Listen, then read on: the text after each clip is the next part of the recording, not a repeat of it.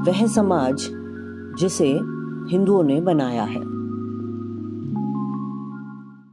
उपनाम के रूप में जाति का नाम आगे लगे होने से वह किसी अन्य जाति को नहीं अपना सकता और जाति के घेरे में बंधा रहता है।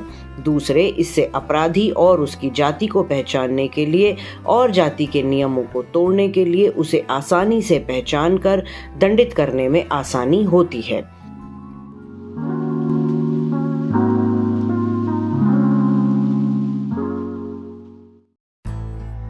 यह है जाति का अर्थ। अब जाति व्यवस्था के बारे में कहूंगा। इसके लिए जरूरी है कि विभिन्न जातियों के आपसी संबंधों का अध्ययन किया जाए। जाति समूह की दृष्टि से देखा जाए तो जाति व्यवस्था ऐसे अनेक खास लक्षण प्रस्तुत करती हैं जो तुरंत ध्यान आकर्षित करते हैं। सर्वप्रथम तो यह है कि विभिन्न जातियों के बीच वह आपसी संबंध नहीं होता जो व्यवस्था का आधार होता है। हर जाति अलग थलग है।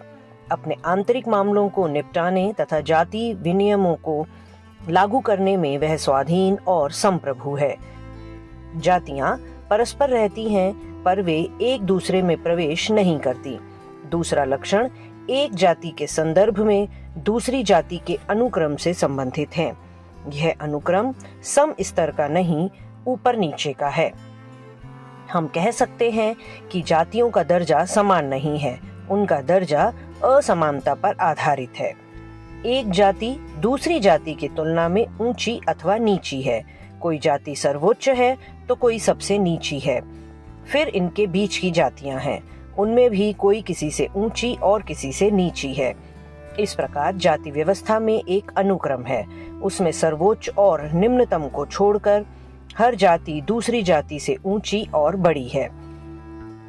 इस पूर्वता और श्रेष्ठता का निर्णय कैसे किया जाता है? उच्चता, बड़प्पन या अधीनता के क्रम का निर्णय वे नियम करते हैं जो धार्मिक संस्कारों से और सहभोजिता से संबंधित हैं। पूर्वता के नियमों का आधार धर्म स्वयं 3 प्रकार से उजागर होता है। 1 धार्मिक संस्कारों के द्वारा, 2 धार्मिक समारोह से जुड़े मंत्रों द्वारा और 3 पुजारी की स्थिति के द्वारा।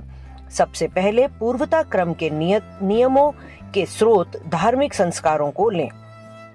यह उल्लेखनीय है कि हिंदू धर्म ग्रंथों में 16 धार्मिक संस्कारों का विधान है। भले ही वे हिंदू संस्कार हैं, पर प्रत्येक हिंदू जाति यह अधिकार नहीं कर सकती कि वह सभी 16 संस्कार कर सकती है। केवल कुछ ही इस अधिकार का दावा कर सकती हैं। कुछ को अनुमति है कि वे कतिपय संस्कार कर सकें, कुछ को अनुमति नहीं है कि वे कुछ संस्कार कर सकें, यथा उपनयन संस्कार को ही लें। कुछ जातियां उस पवित्र धागे को धारण नहीं कर सकती। संस्कार कर्म संबंधी अधिकार में भी पूर्वता क्रम चलता है।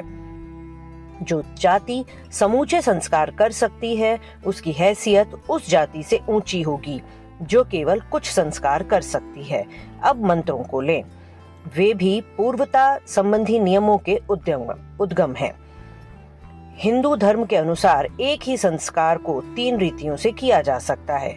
वेदोक्त रीति से, शास्त्रोक्त रीति से, संस्कार शास्त्रीय मंत्रों से किया जाता है।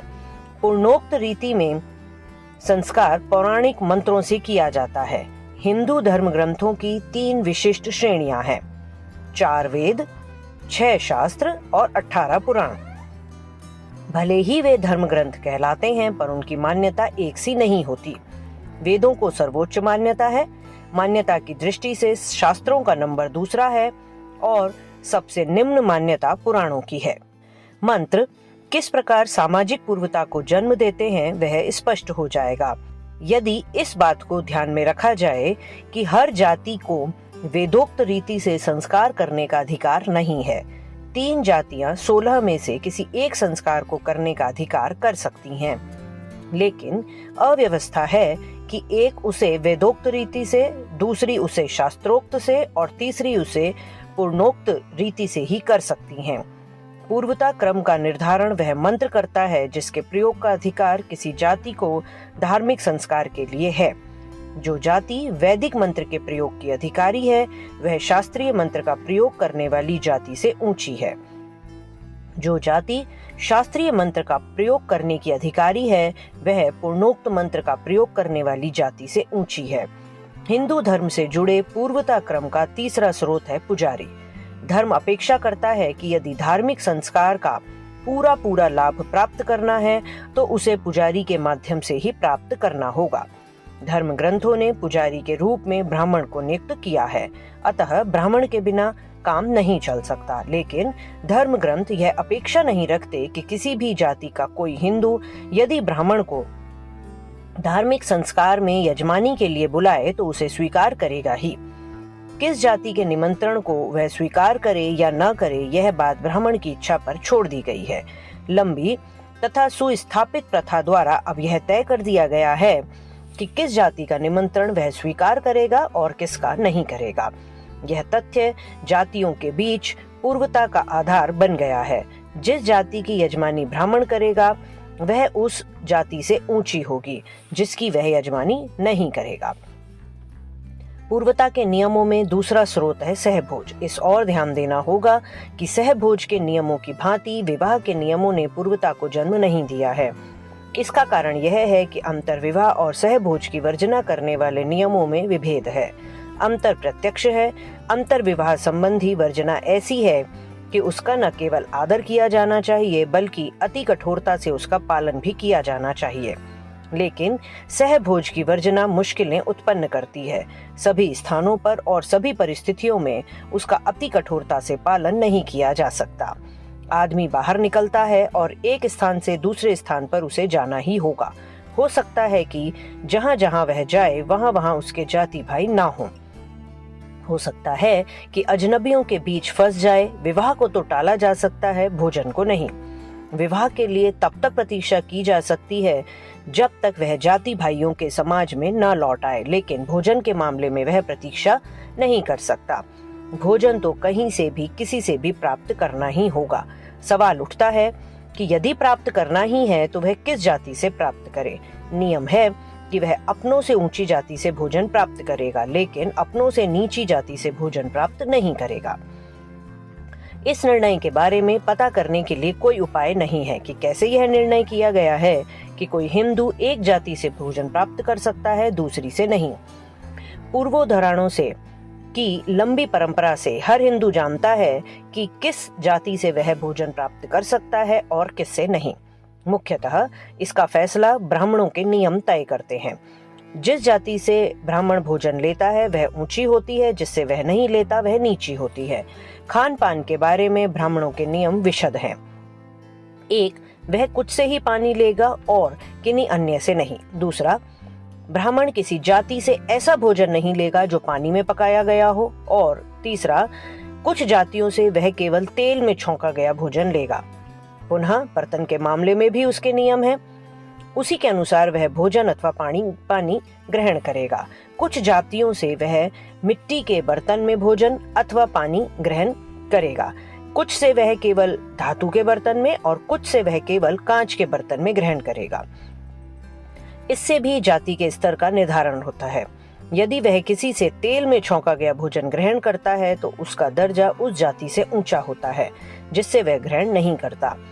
जिस जाति से वह जल ग्रहण करता है वह उस जाति से ऊंची होती है जिससे वह जल ग्रहण नहीं करता। यदि वह धातु के बर्तन में जल ग्रहण करता है तो वह जाति उस जाति से ऊंची होती है।